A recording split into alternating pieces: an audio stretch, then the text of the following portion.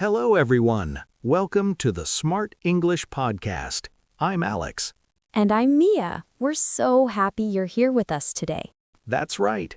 Today, we have a really common and useful topic for you, talking about shopping. It's something we all do, right, Mia? Absolutely, Alex. Shopping is a part of our daily lives. We buy food, clothes, things for our homes. It's everywhere. Exactly. And learning to talk about it in English is very helpful. So, Mia, let's start with a simple question. Where do you usually go shopping? Do you prefer big places like supermarkets or smaller local shops? That's a good question. For food, I almost always go to a big supermarket. Like a very large grocery store. It's just so convenient. They have everything I need in one place. Fresh vegetables, fruits, meat, bread, milk, all in one trip. Yes, that makes sense. It saves time. But what about other things like clothes or gifts? For clothes, it's different. I like to go to smaller shops. Usually they are in the city center or a shopping mall. I like finding unique items there. Sometimes big stores have the same things everyone else has. Small shops often have special clothes, and I can try them on.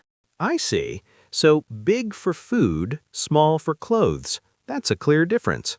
Now, let's talk about what you buy. What kind of things do you buy most often? Is it food, clothes, books, or something else? Oh, definitely food, Alex. Like I said, I cook almost every day, so I buy a lot of fresh produce. Things like apples, bananas, potatoes, and salad. Also things like pasta, rice, and cooking oil. I make a shopping list for food, so I don't forget anything important. A shopping list is a smart idea. It helps you stay organized. How often do you buy clothes, for example? Clothes? Not very often. Maybe once every 2 or 3 months. I try to buy clothes that last a long time. I don't really buy many new outfits. And books, I sometimes buy them, but often I read ebooks on my tablet or borrow from the library. So food is number one for sure. That's good. It sounds like you are a practical shopper. And you mentioned ebooks. That brings us to a very popular topic, online shopping. Many people shop online now. Do you prefer shopping online or going to a physical store, Mia?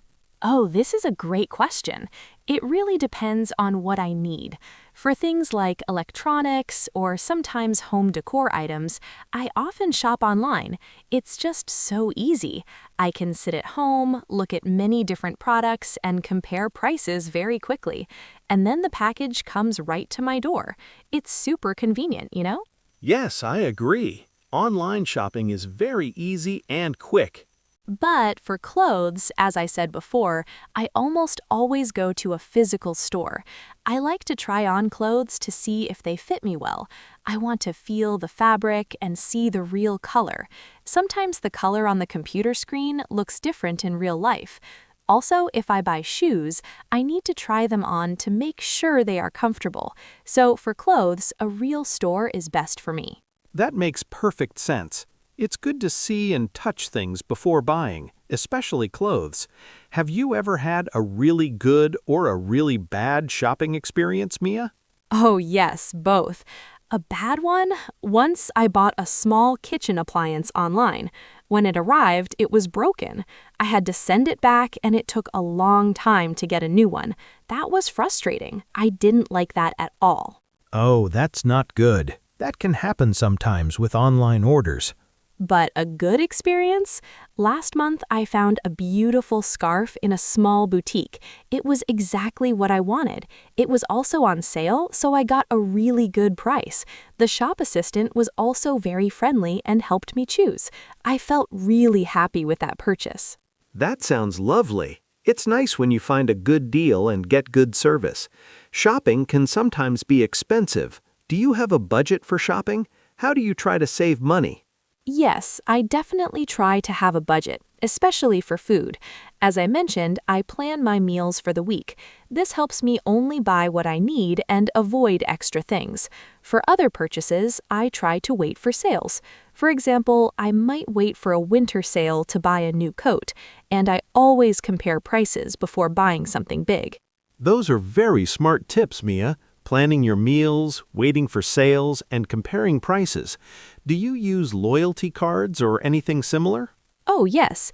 Many supermarkets and stores have loyalty cards. You collect points, and then you get discounts or special offers. I always use them. It's a good way to save a little money over time, just by being a regular customer. That's excellent advice for all our listeners. Being a smart shopper can really help your budget. Plan your shopping, wait for sales, compare prices, and use loyalty cards. These are all great tips for everyone learning English. Yes, Alex, it helps a lot, and it's a good way to practice numbers and money words in English, too. That's a great point. Well, Mia, this has been a really helpful and fun chat about shopping. Thank you for sharing all your thoughts and smart tips with us. My pleasure, Alex. I hope our listeners found it useful.